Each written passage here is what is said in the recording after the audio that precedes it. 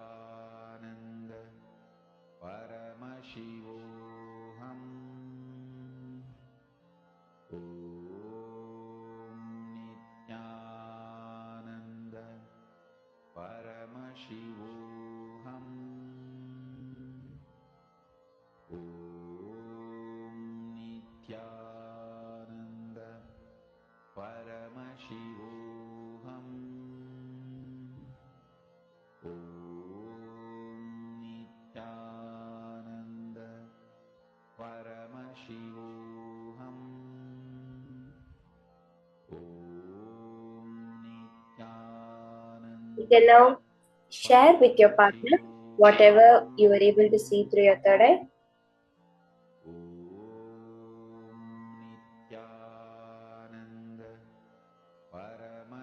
Whatever obstacles and the solution that you are able to see, you are able to identify, whatever Paramashiva revealed to you. See, do not try to analyze it at the logical level, at level, like if I had these problems, what did I do to solve it?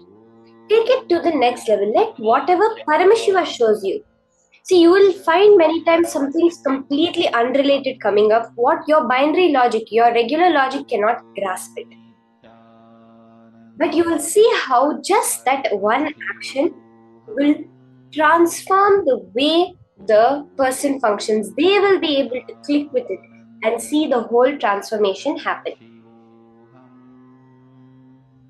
Okay? So you can verify, do it as a manifestation. Only that which Paramashiva is showing you, you can reveal it exactly like that to your partner.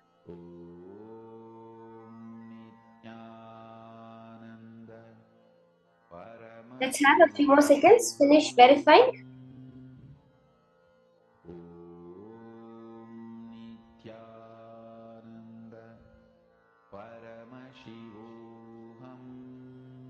See, this power can be very, very practically applied in daily life. The minute you know you are Paramashiva, just think, how will Swamiji react to the situation? If any obstacle comes up, immediately scan through your third eye. What is the solution for this? Identify the root cause of it and immediately identify the solution and apply it. You will see how so beautifully the manifestations just start happening in your life. Now we're entering into the next session. The next powerful cognitions from Swamiji about Paramashanta Swarupa, being eternally untouched by anything happening in the external world. This is such a powerful science by which you can be in any situation, but you know that you are Paramashiva and you know only what Paramashiva wants will manifest in your life.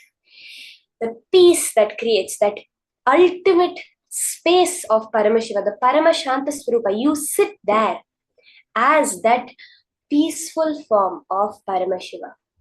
Let's now enter into these powerful cognitions from Swamiji.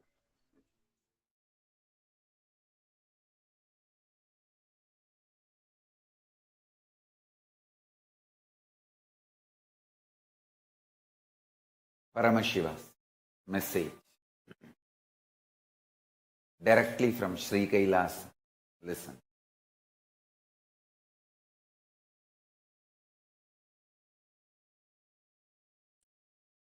Tyaga, non-violence, unclutching, all these are not inactive, tamasic, inertia, lazy, tired, bored, withdrawn lifestyle. Non-violence means not only you will be non-violent, ahimsa, established in ahimsa, you will actively practice ahimsa and enrich everyone to live ahimsa. You will create an ecosystem where ahimsa can be practiced with integrity. Understand? All the infrastructures needed to keep the non-violence ahimsa alive. Media is the non-violent way of reaching out to people and telling the real truths and facts. Like media, education mechanisms, everything should be actively filled with the truths, ideas about non-violence, Yaga, spiritual strength, powerful cognitions, all these great truths. Listen. Again and again and again. I am trying to make them really stronger. Understand? Strength is intelligent way of existing. Strength is not violence. Strength is not terrorism. Strength is not conversion. Understand? Neither by conversion nor by terrorism any religion is going to survive in the future. Future of the religions is not going to be decided by their capacity of conversion or terrorism. No, that period is over. The next generation is not interested in conversion or terrorism. It is interested in living the life and life positive.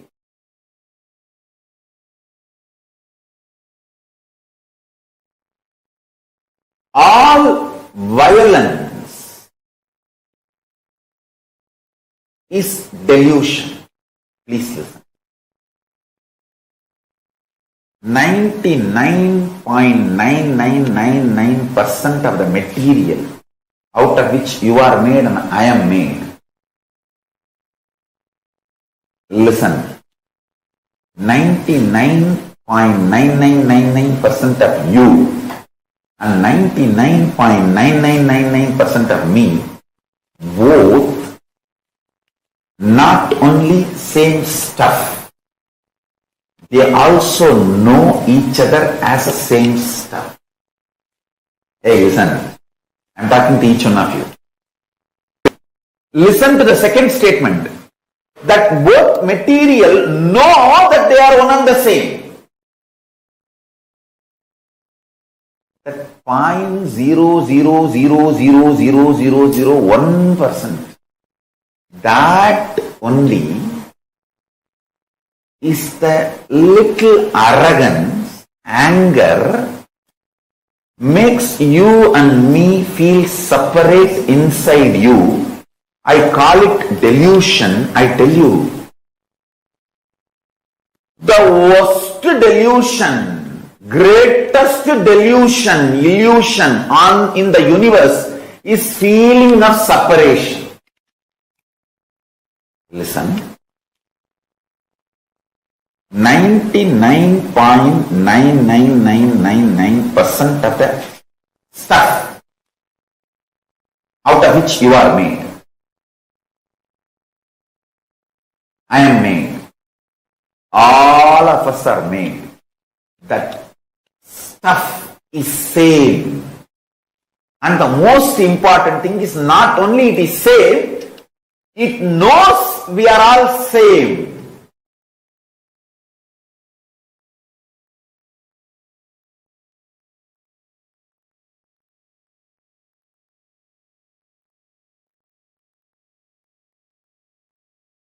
So, 0.1%. I won't even say 0.1%. 0.00001%. That only makes you feel you are separate from the universe. Anger and arrogance. Listen carefully. That is why I am telling. Feeling separated is the most stupidest and worst delusion. Worst delusion.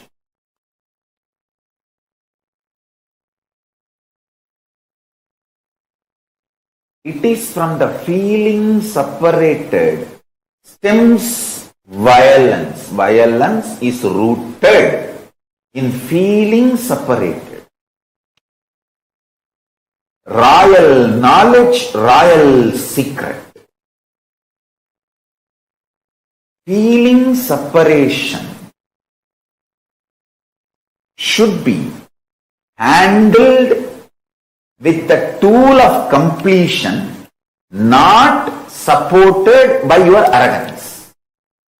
When you feel separated, do not try to support your thought currents with arrogance. No. Try to deal yourself with completion. I am telling you some of the basic truths.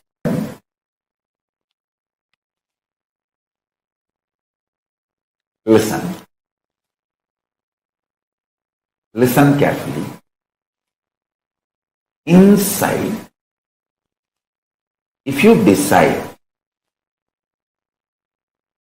no violence, no separation, if there is a separation feeling, no question of encouraging that feeling. See, listen.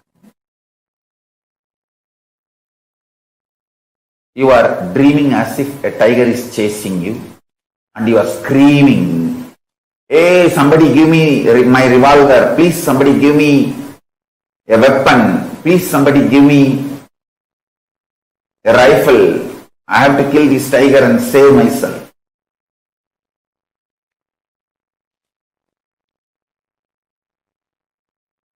Unless your wife is really angry with you, she will not give you the revolver. Because if you get the revolver in the deluded state, you will surely kill yourself or the people around you, not the tiger you are seeing in the dream and in your delusion. Listen. When you are deluded and screaming like that, all you need is somebody just pouring a cup of water on you or slapping you for you to wake up. You need alarm, not revolver. Understand?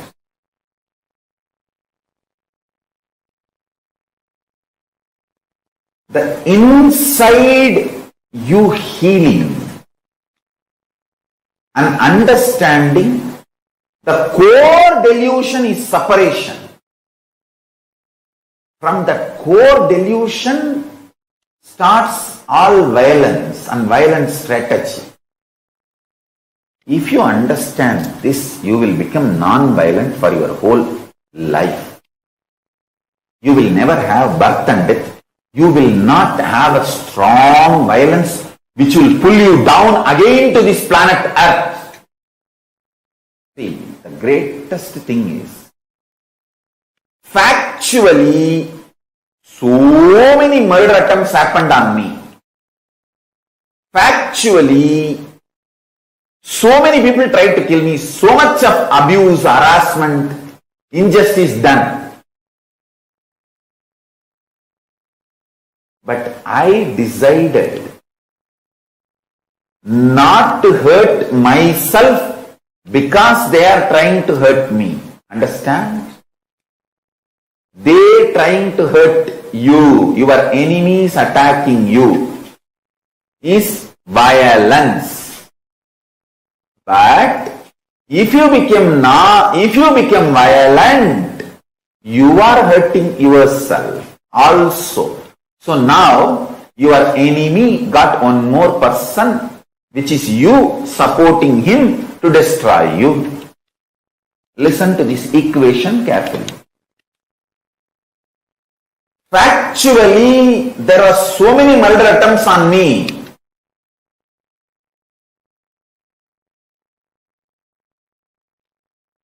Lawfare, character assassination, murder attempts, assassination attempts, literally destroying my whole hard work and sangha, making me illegitimate. Everything happened in factual level.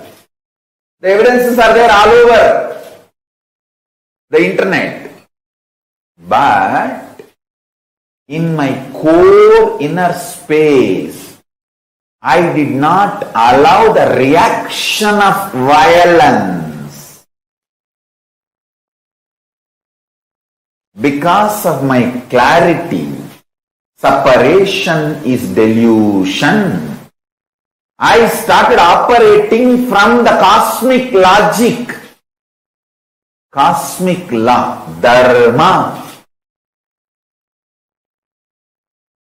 Dharmo rakshati rakshitaha. If you protect dharma, dharma will protect you. Dharmo rakshati rakshitaha.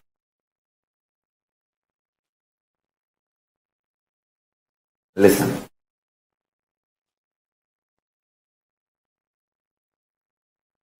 I operate from the cosmic law, cosmic logic. I never became violent. I only started analyzing what should I do now to fulfill my mission. What is my mission? To bring all the great things from Kailasa, Paramashiva's grace first, and all the great things like a state of Paramashiva, space of Paramashiva, powers of Paramashiva, being of Paramashiva, super consciousness of Paramashiva, Kailasa of Paramashiva, all the great science, technology, methodology, knowledge, all those great things, bringing all of it and sharing it with the world. I tell you, if you don't react, don't get agitated with violence inside, you will be so aligned to your purpose, you will be productive for yourself. Feeling productive for yourself is the ultimate completion you need when you need to die, when you need to leave the body. You see, when I need to leave the body, I am absolutely clear. I have feeling that productive for myself, my goal. What I want as a life, I am productive to myself and my purpose, my strategy. That is what is fulfillment, purnatva, completion. If you carry that when you are leaving the body, you will be enlightened, you will be liberated. You don't need to come back once more. I have absolutely that asset, and I want all my kids especially to learn this, understand, this is what Arunagiri Ishvara drilled inside my core when I was 10-year-old boy.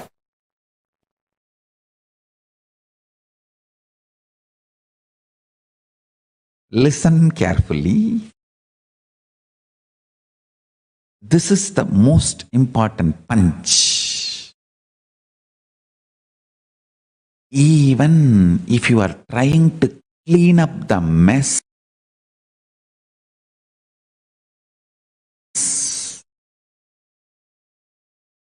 created by the reactionary assumption patterns and reactionary assumption lifestyle,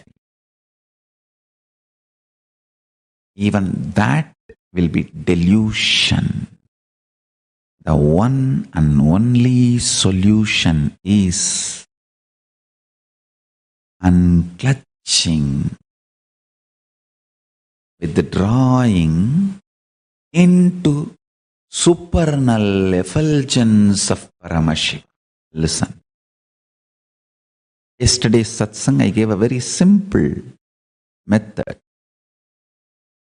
If you just internally tell yourself, okay, I am not going to struggle anymore with this business which is torturing me, with this job which is torturing me, with the relationship which is suffocating me.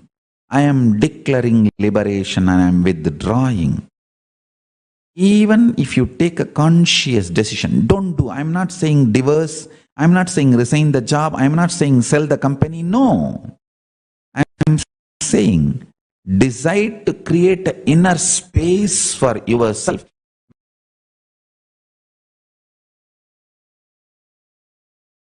From the moment you wake up, the way you wake up, the way you feel about you and life when you wake up,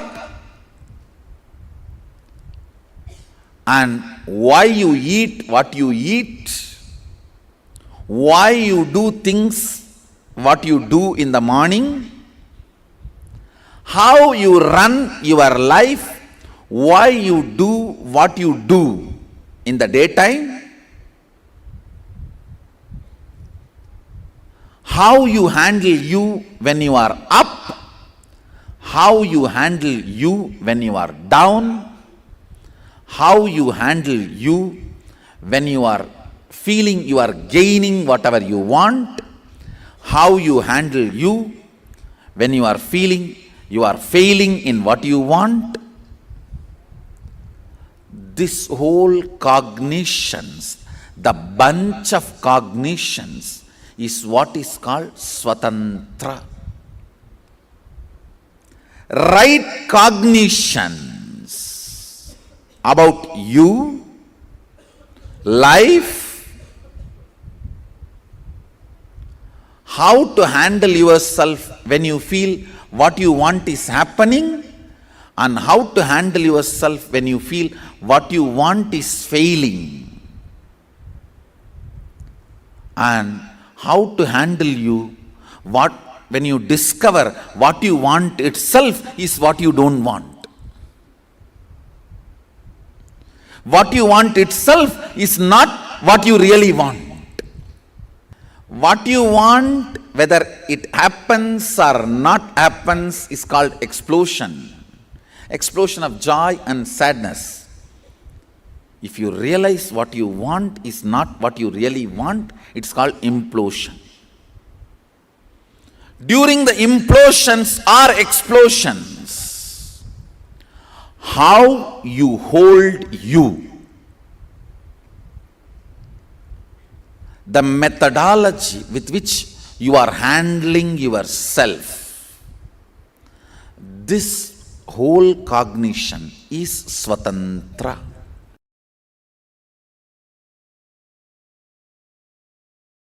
Listen carefully.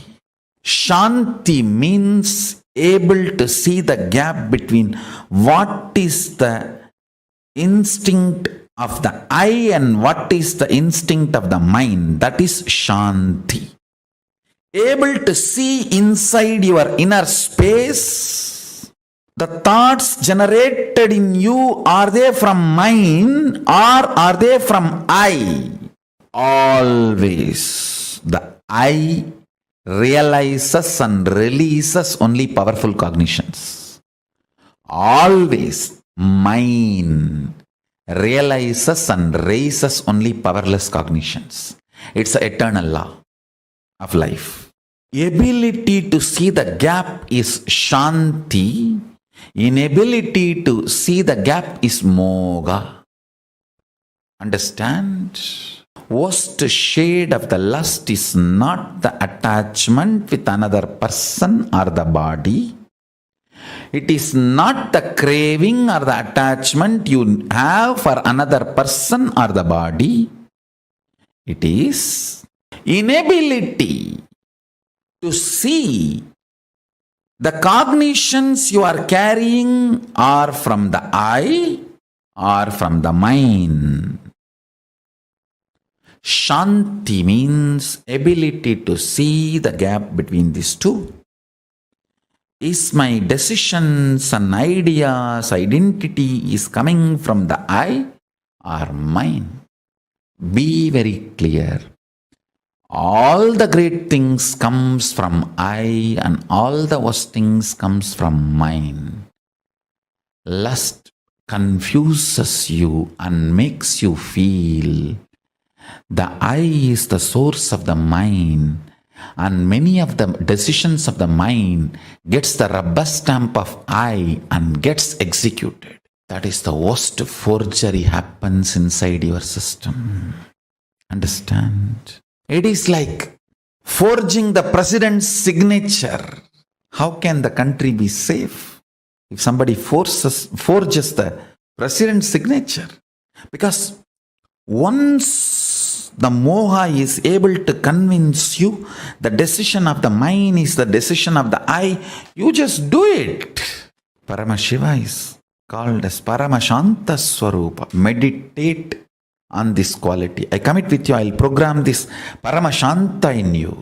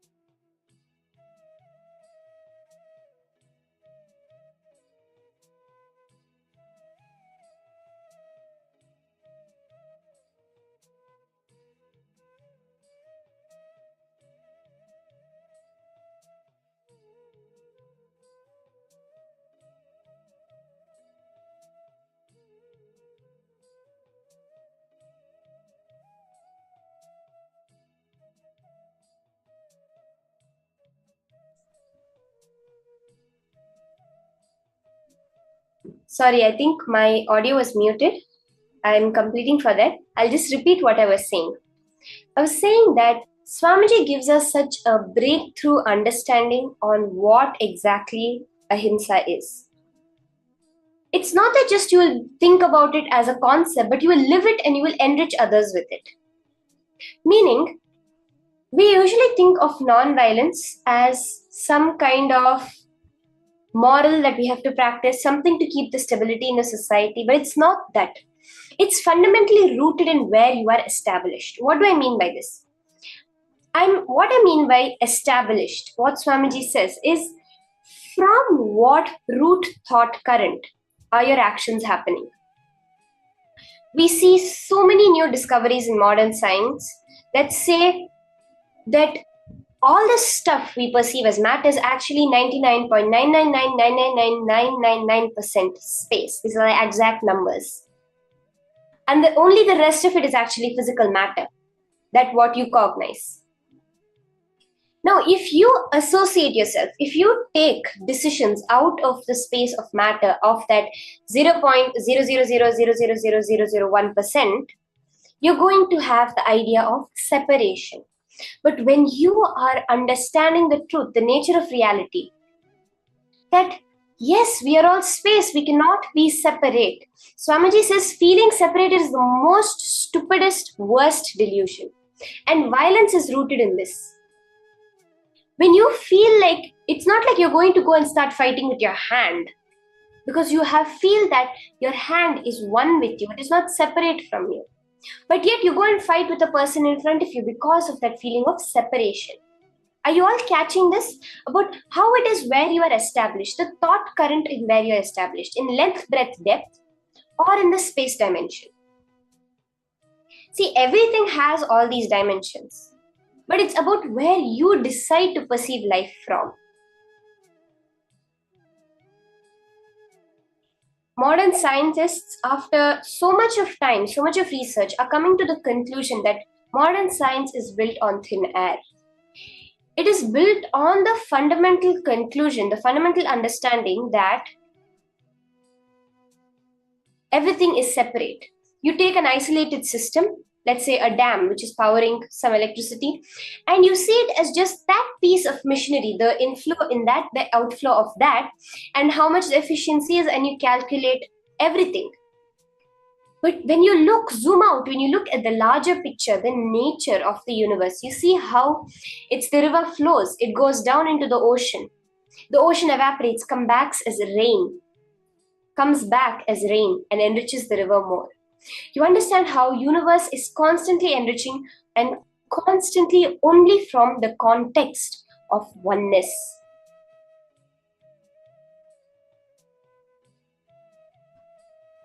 Swamiji mentioned another thing, which is Shanti, peace. When you're able to see the gap between what are the decisions you're taking out of I and the decisions you're taking out of mind. See, this is a very small gap. All the instinct of I and the instinct of mind, where when you look at all the things we define as me, I am this, I am that, it's always dependent on mine, on I have money, money is mine, therefore I am rich. Are we all relating to this example? Or else we say, health is mine, therefore I am healthy. It's always based on what is me. It's not the decision of I comes and generates the mind. When you're able to see this gap, that is Shanti. See, this is so profound. When you're able to see the gap between the I and the mind, the reactions of I and the reactions of mind. I is the name of God. Is a very beautiful saying by Ramana Maharshi. He says that I, the feeling of existence within you, is actually Paramashiva. That individual consciousness, that reflection is Paramashiva's reflection. From the I, it realizes and releases only powerful cognitions, Swamiji said. The mind realizes and raises only powerless cognitions. Can I have everyone post where you're able to see this in your life? Where the I and the mind, how the powerful cognitions, when you say, I am Paramashiva. I am eternal. It is not dependent on something that is mine. Yes, my body will eventually go back. I have the body. The body may be mine. But I am not the body. I am not bound by the laws of the body. Can I have everyone post one cognition where you're able to see this gap, this shanti? Because it creates so much powerfulness in you where you know that you're not defined by the mind, you're only defined by you, by your existence as Paramashiva. Ma Jnana Swarupini, Ma Virupaksha, Ma Parashakti, Ma Maheshwari. Can I have all of you post one place in your life where you're able to see that gap between the I and the mind? Are we all understanding? Marita, Ma Hongsu, Ma Rani Iyer. Can I have you just post quickly? Ma Bhavani, Ma Pratipa, Ma Jayalakshmi. If you can all just post very briefly, whatever you're able to see as this gap between I and mind, what are you able to understand as the gap between I and mind in your life? Okay, Ma Gangapriya has posted. Such a beautiful name, Ma Gangapriya. I versus mind. My love, my engagement, my emotions feeling lonely. Okay? When you are able to see that gap based on what is external versus based on the truth, you experience that shanti.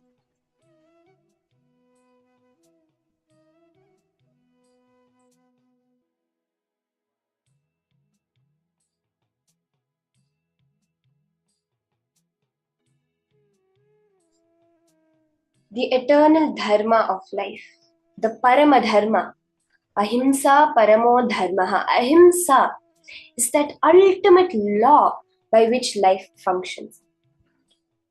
We see that modern day science is based on so many flawed assumptions which scientists themselves are telling, one of which is the idea of survival of the fittest is the law of existence, propagated by the Darwinian theory of evolution, which says that the might is right, but actually life does not function like that. Nature itself does not function like that. It is coexistence that makes life happen. It is supporting each other. They have so many experiments to prove this, so many scientific facts to prove this, including trees. We always hear that no tree can grow in the shade of another tree, but we see where if one tree is covered, the other tree, through connections underground, supply the nutrients required for the other tree to grow, to live. If you decide no violence, no separation, then it is dharmo rakshati rakshitaha. He who is established in dharma, dharma protects him. Ahimsa is that parama dharma. When you are established in non-violence, it is impossible for violence to happen to you because dharma, that law of the cosmos itself, protects you. Bring minimalistic reactionary assumptions in your inner space. Let's take a few seconds and internalize this very clearly, and let's all post our understandings. What are you understanding as this whole idea of dharmo rakshati rakshitaha? When you are established in dharma, how does dharma protect you? What is this dharma? Let's take a few seconds and just analyze the science behind this.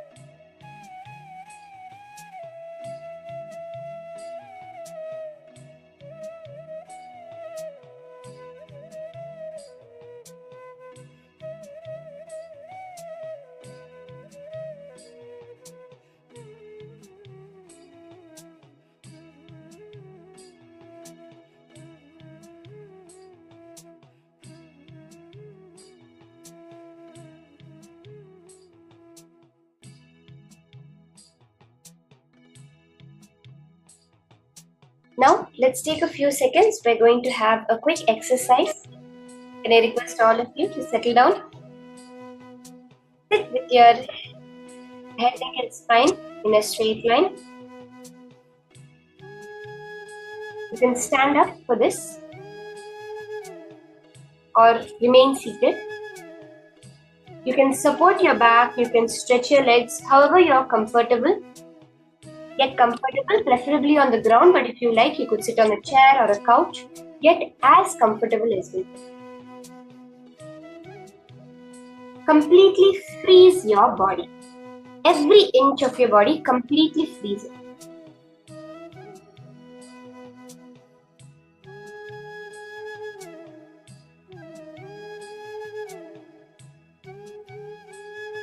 Bring your attention to the tip of your nose. With your whole awareness, be on the tip of your nose. Swamiji says, when you bring your awareness to the tip of your nose, automatically your awareness goes to your third eye. Inhale and exhale as slowly as possible, as deeply as possible. Start the unclutching process. Unclutch. Can I request all the participants to settle down? As I'm guiding, you can do the meditation. It's a very quick meditation. It's a very intense meditation. Completely freeze your body once you are comfortable. Bring your attention to the tip of your nose. Inhale and exhale as slowly and as deeply as possible. Start the unclutching. Unclutch from every idea, thought, boredom happening in you. Unclutch from the boredom. Decide you're not going to move your body till you complete with boredom. Unclutch from the very idea of boredom, the very core of your being. Unclutch for the very boredom of even sitting. Boredom, Swamiji says, is worse than depression because you're completely dead. Do not allow 1 inch of boredom in your life. Completely complete. Unclutch, unclutch as the boredom rises in you.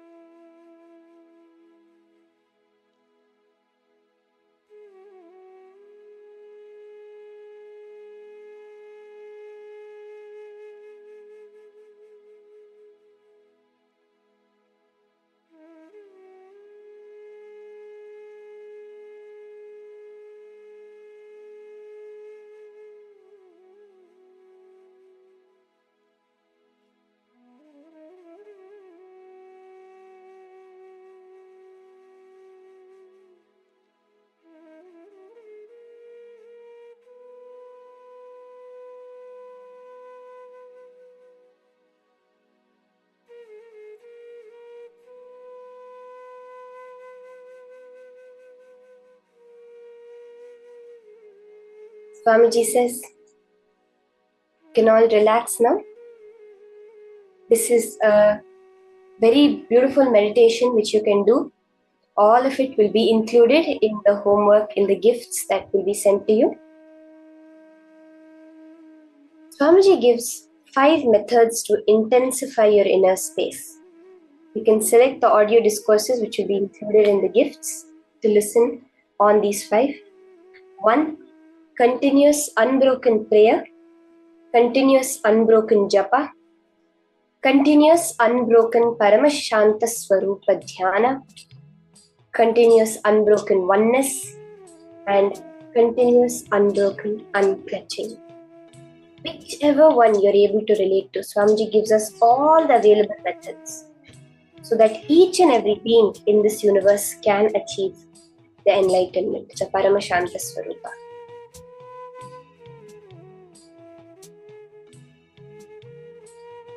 Now, we're going to be entering into the power manifestation session. Let's all get ready. Continuing this power of Swachandachari, being able to free yourself and others from any obstacle.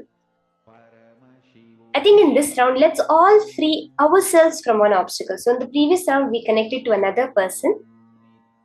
In this round, can I request everyone, post in the chat one reality that you're going to manifest for yourself today. Today, you're going to manifest it. Okay? Let's say today, by darshan time, you're going to manifest one thing in your life. You can post it in the chat. Can I request everyone? Post one thing that you're going to manifest today in the chat as part of today's power manifestation. Ma Geetanjali, okay. Ma Indra has posted, I'm happy when outside in the garden.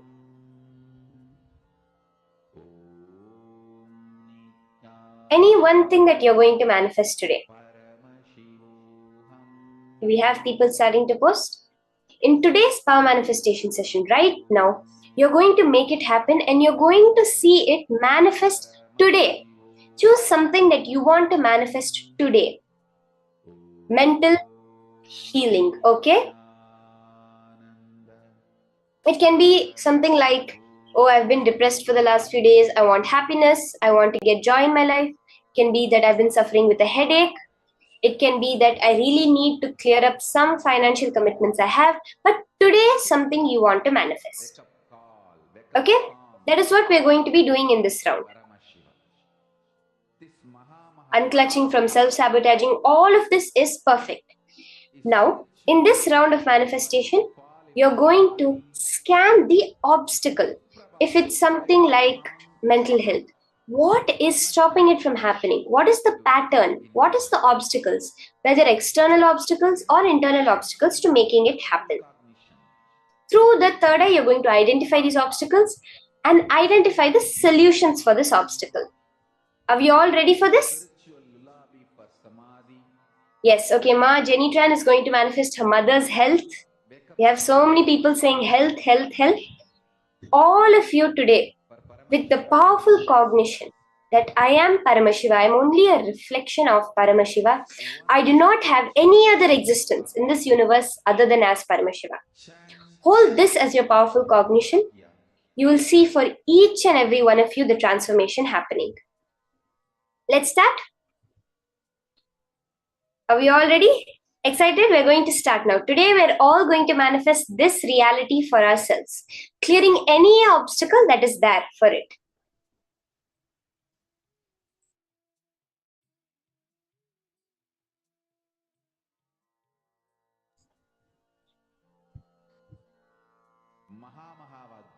Let's hope we all have our own consent to make this reality happen.